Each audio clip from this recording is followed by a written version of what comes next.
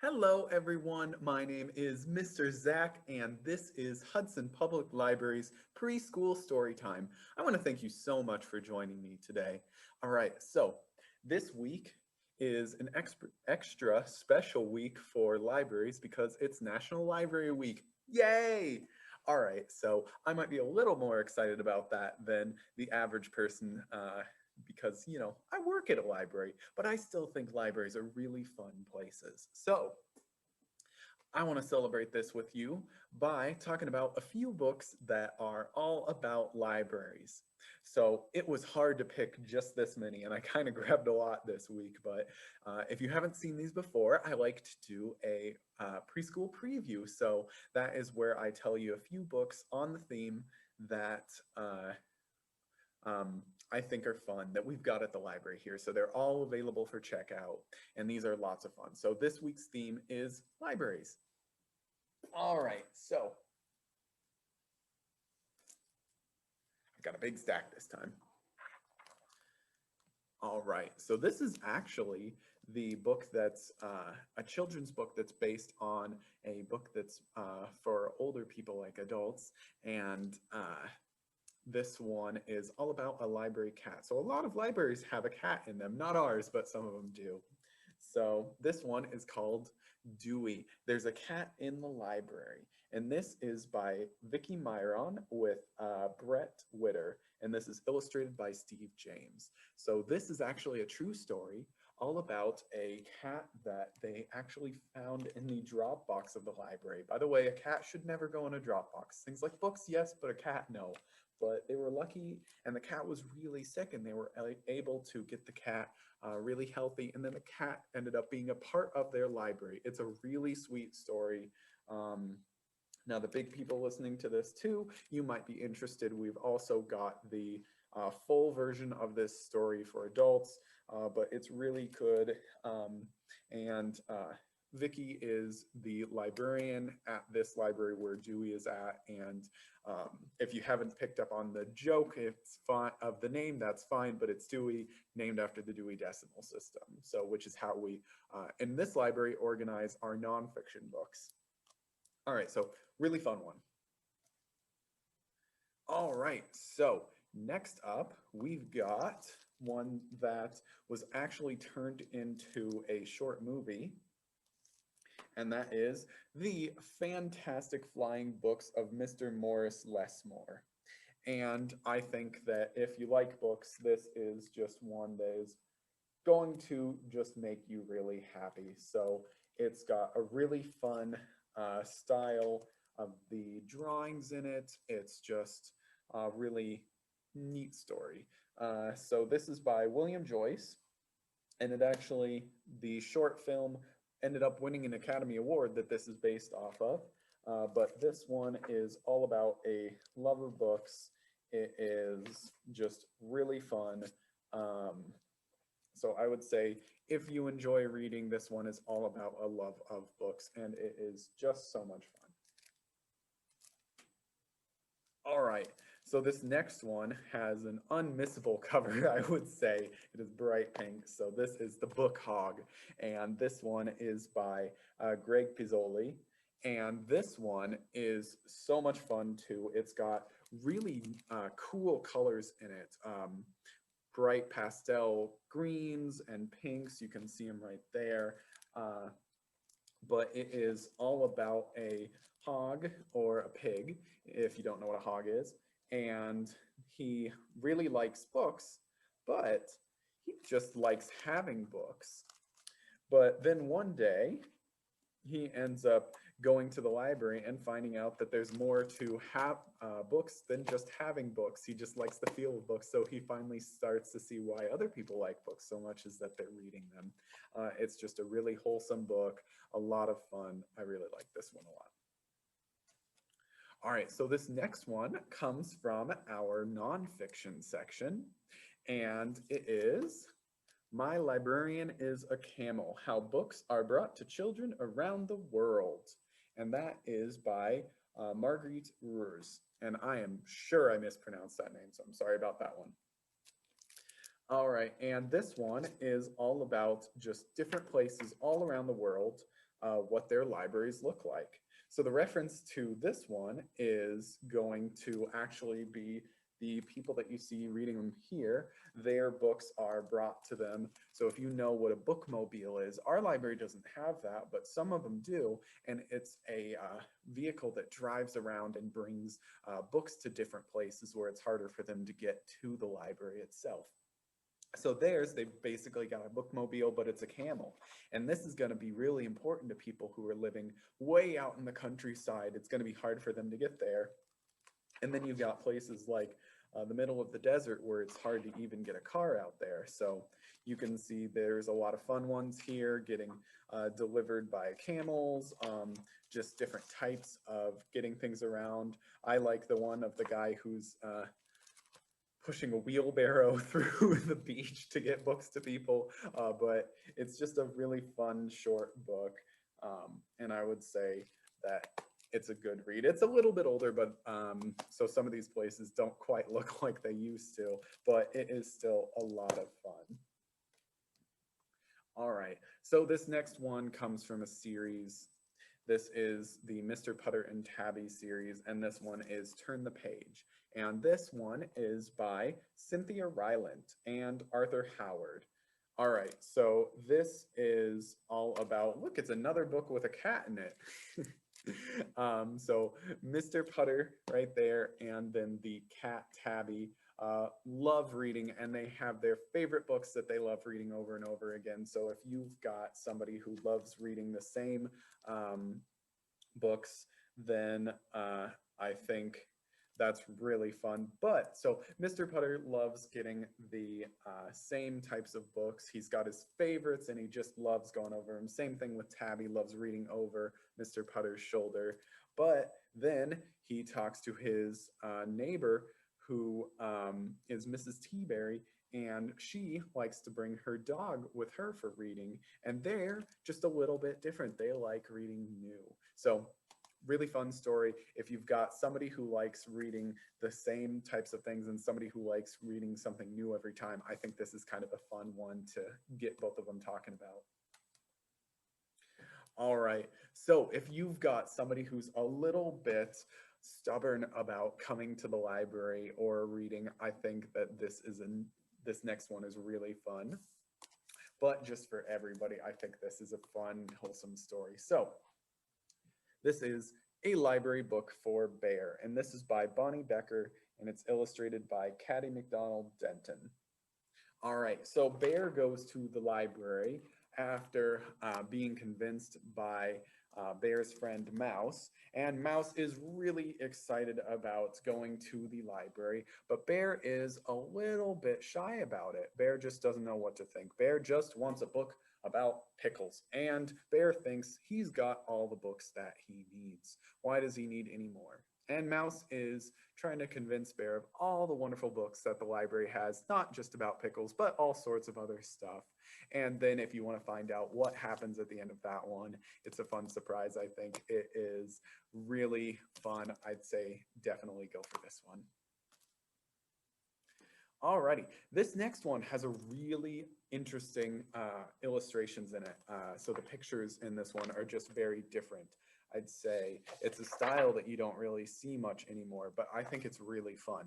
So if you've ever spent quite a bit of time in the library, and I know we've got some people here who really love spending a lot of time in the library. You might even start to feel like you were raised at the library. Well, this is about somebody who feels that way too. So this is The Boy Who Was Raised by Librarians, and that is by Carla Morris and illustrated by Brad Sneed. And so this one is all about Melvin, who you can see here on the front. And Melvin loves the three librarians at the library, and they always answer his questions for him about all sorts of different stuff. It talks about all the different things in Melvin's life that he does and how the librarians are there to help them. And that's a great way for me to bring up that if you have any questions, always feel free to ask us at the library. Even if we don't know, we can help you find out. That's what we're really good about, or good at. Not necessarily knowing the answer, but being able to help you find the answer. That is what we love to do. So that's what you can see in this book as well. Really fun book. I love to see stuff like this. It's great. All right, so this next one is based on a true story, and it has some really cool pictures in it too. Um, this one is Tomas and the Library Lady. This is by Raul Colon and Pat Mora. And so this one is based on Tomas Riviera and his family. And it's all about the books that he was able to read and the things that he was able to learn because of the library. It is a really fun book. It's for, I would say, just a little bit older, so it's a good read aloud one, but it really gets your imagination going. All right, so next up, I've got one that I think is a bit of a classic here. It's from when I was a kid. This is DW's Library Card. And this is by Mark Brown. And so this is in the Arthur series. We've got a lot of these ones. And if you haven't read those or know, DW is Arthur's sister. And I remember this book and the television show from when I was a kid on PBS. And they talked about getting a library card. And it's funny because it's kind of similar to getting it here. If you can sign your name, you can get a library card. And so that is what DW has to go through, because if you don't remember from some of the other books, DW stands for Dora Winifred. And so that's a hard name for her to write, but it's really fun. It's all about how exciting it is to be able to check out books for yourself. It's a really great one, and it's a classic. So all right, that's it for my ideas for books for you today. So, by the way, if you've been watching this and been really curious, what's going on behind me? Well, that is because I am at the same time working on a science explosion video. So if you want to figure out what that is, then you can watch the other one for that that's coming out this week, and that is Hot Ice. And that's because I have to keep that on the stove for about an hour. So I figured I would get that going while I'm recording this one. So, all right. Next up, I think we want to do a craft. I know I want to do a craft. Do you want to do a craft? Yeah, let's do a craft together. All right, so. All right, so what do people call you if you like to read lots of books? Well, I don't know whether people still say this, but I think it's a fun phrase. When I was a kid, everybody called you a bookworm. So a bookworm means somebody who is really into books, and they talk about this because a bookworm used to be a type of worm that would go into a book and actually try to eat the book, but that's not what we're going to do. We're going to be just reading the books, but I figured it'd be fun to make our own little bookworm, and we're going to use it as a bookmark. All right, so you need just a few things for this. You're going to need some paper. I think construction paper works better because it's a little bit thicker. Pick a color that you want your worm to be. I picked green. I think that is a great color for a worm, but you can pick whatever you want. And if you happen to have any patterned paper, that's even better. That's perfect. All right, you're gonna need something round to trace and then cut out. So I picked a milk carton lid that we had here. And then you're going to need some scissors to cut it out with. I've got some children's safety scissors that we have here at the library, which, by the way, if you ever come in, you are welcome to borrow. We have a whole tub of them.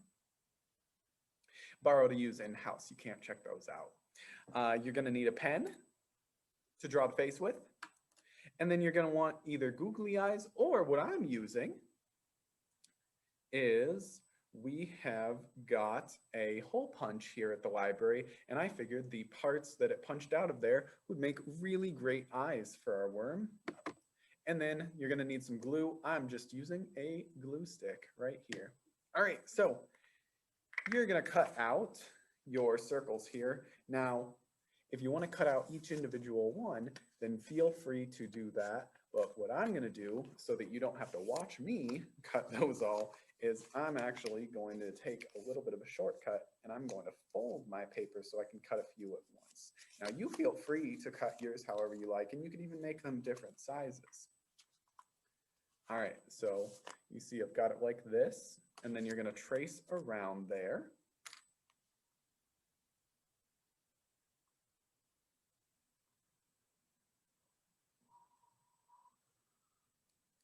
If you can cut out a circle without tracing it, I am very impressed with you. I cannot. So do you know what the word impressed means? So impressed means that I think it's really cool that you can do that. So I can't, but you're welcome to try.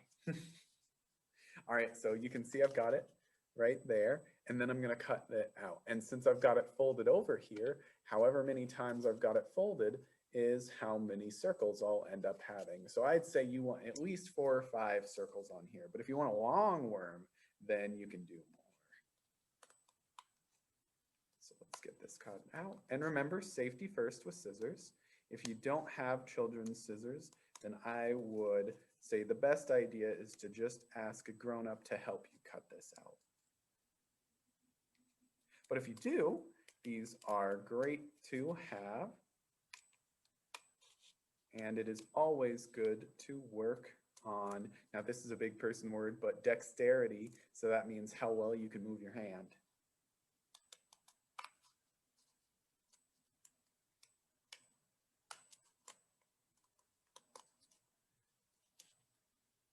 All right, look at that. We've almost got the circle cut out here. Perfect. All right, so you can see here, I've got some green circles. All right, so now we're gonna actually put together our worm. And to do that, you're gonna need your glue stick.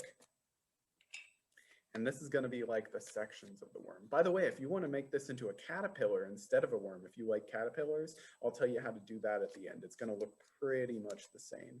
Just one more step. So then add a little glue on the end right here. And then where you put that glue, stick on top of that one of your sections, and boom, there you go. That's the start of it.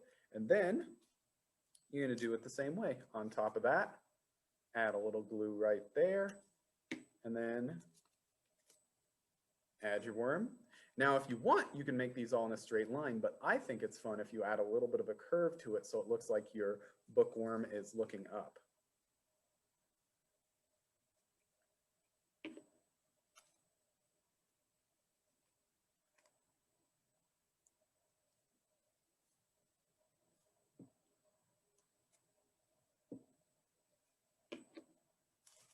So then just keep adding your sections until you're happy with how long your worm is. So right now I've got 5. So 1, 2, 3, 4, 5. And I'm thinking I want it a little more than that. But if you want a shorter worm, that's fine. And it also is going to depend on how big you cut out your circles. So there we go. It's looking a little bit like a worm, but we can make it look a lot more like a worm when it's got eyes. So I'm going to put glue on one side of 2 of these little white circles. And then I'm going to put it about where the eyes, I think, go.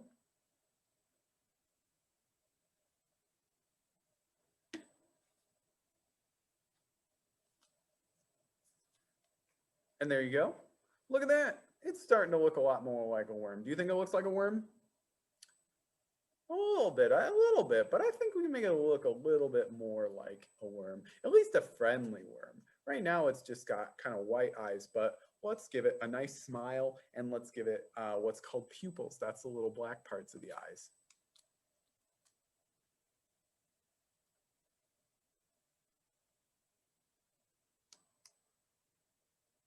So there you go. Now it's got a little more eye-looking eyes.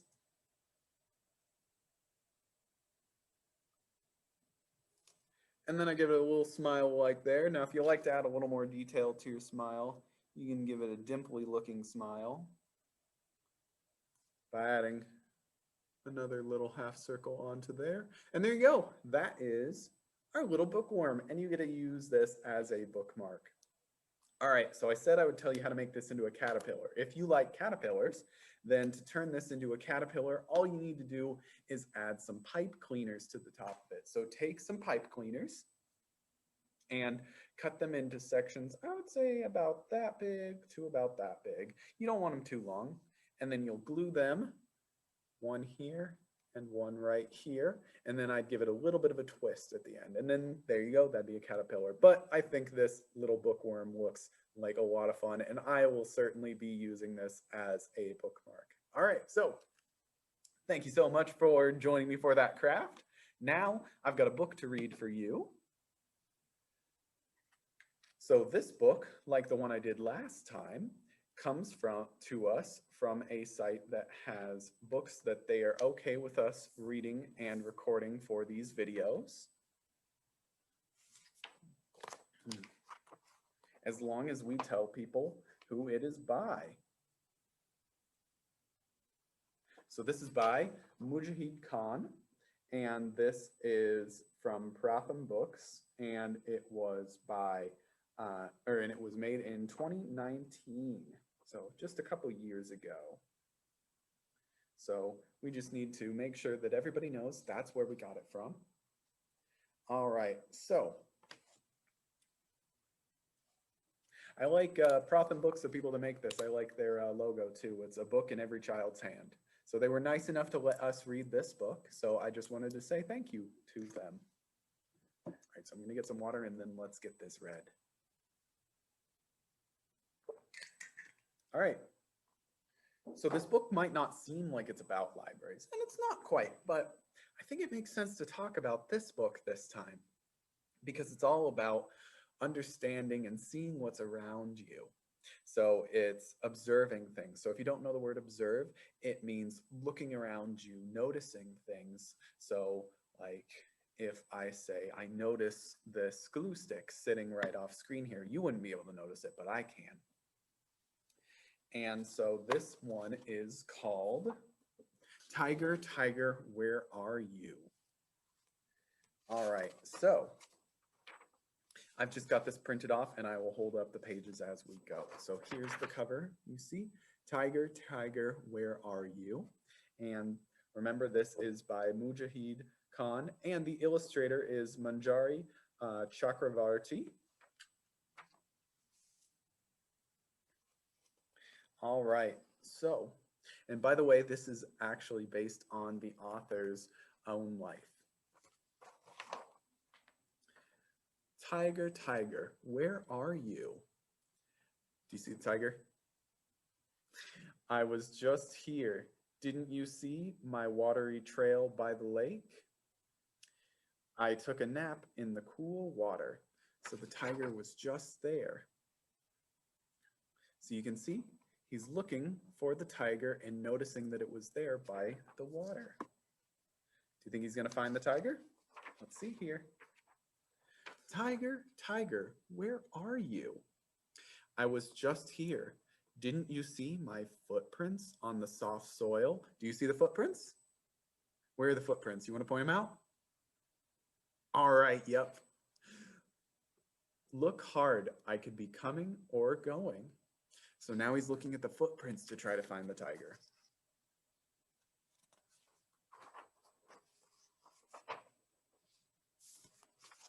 By the way, when I saw this page before, that's not a tiger, that's a leopard. I was thinking I saw it, but I didn't see the tiger apparently. Tiger, tiger, where are you? I was just here. Didn't you see my scratch marks on the tree? I was sharpening my claws. Do you see the scratch marks on the tree? Okay, point out the scratch marks on the tree if you see them. All right, good job.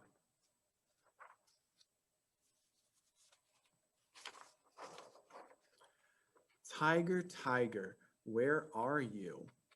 I was just here. Didn't you smell my scent on the rock? The spray helps a tigress find me.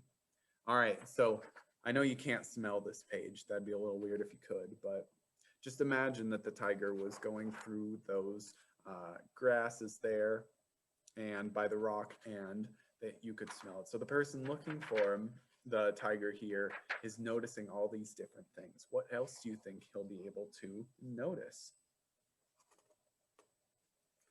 All right, so tiger, tiger, where are you? I was just here. Didn't you see what I ate yesterday? How do you think they're going to find that? Do you know? The hair and nails should give you a clue. So, do you see what he's doing there? He's still looking for the tiger. So he's looking for clues.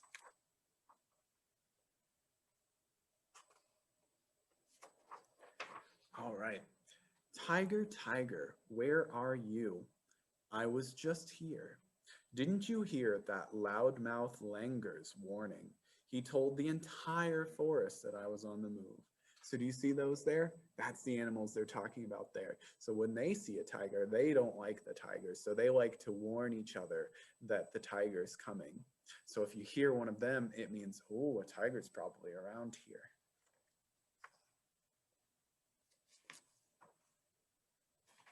All right.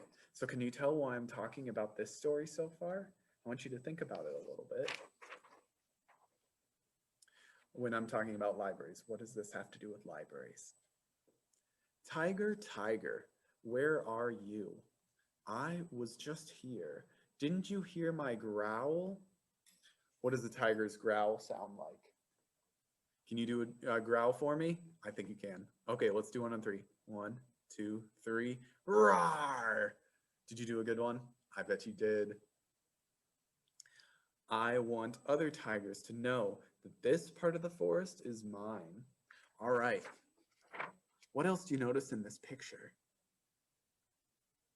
Do you notice the other animals here? See them right there and there. You notice all the trees. So do you think they're going to find the tiger? Let's find out. Tiger, tiger, where are you? I was just here. Didn't you see my false eyes? I tricked you. All right, do you see the false eyes? Right there. So it looks like eyes, but that's actually part of the pattern on a tiger. And it looks like they're the eyes, but they're not quite. What else do you notice in this picture? You see the birds, but do you remember these guys? What do those ones do? All right, that's right. They're the ones that yell when they see the tiger. All right, so I think that he's closing in on the tiger. Do you think he's going to find it? I think you're right. Tiger, tiger, where are you? Here I am, you found me. So there's the tiger. We all found the tiger together. All right, so there is a part in the back of this book too that is all about the author. So this is Meet Mujahid and his team members. So I'm going to read this out for any of the adults might find this interesting too. So this is researchers at the National Center for Biological Sciences. So biological means it's talking about living things, so like plants and animals. The Tata Institute of Fundamental Research attempted to understand living systems. So living, and then systems is going to be like the environment or the places where those plants and animals are. Mujahid is part of the Ranthambore Tiger Project, where Uma Rama Krishan, who is at the Welcome India Alliance, and her group, which is Anna Bob Khan and Kaushal Patel, are trying to understand the genetic impacts of isolation on endangered species. So isolation means when they're alone, and endangered means that they're in trouble of going away. This is why he spends a lot of time tracking the tigers through their pug marks, claw marks, and scat. So that's what he was talking about before for what they ate. So scat is actually the scientific word for the tiger's poop. So really interesting there. So this is all of what this guy actually does, is looks for tigers. And then at the back here, we've got a close-up of that tiger's fur. All right, wonderful. So that was our book for this time. So why did I think that was a good fit for library week? So it's not about reading a book or going to a library, but it is about reading in a different way. So you can see that Mujahid is really good at reading the tigers and where they live. So just like when you're reading a book, there's different ways of reading different things, and it's all about understanding and learning. So that's why I think that this is a really good fit for library week, because if you want to get one thing from what I'm talking about for library week, it's that libraries are all about learning, and we want you to learn. We want you to be able to experience new things because learning is fun. I love learning, and I love it when you come here and I get to help you learn. So thank you so much for joining me for this, and I hope to see you again next time, and I hope to see you at the library as well. So bye.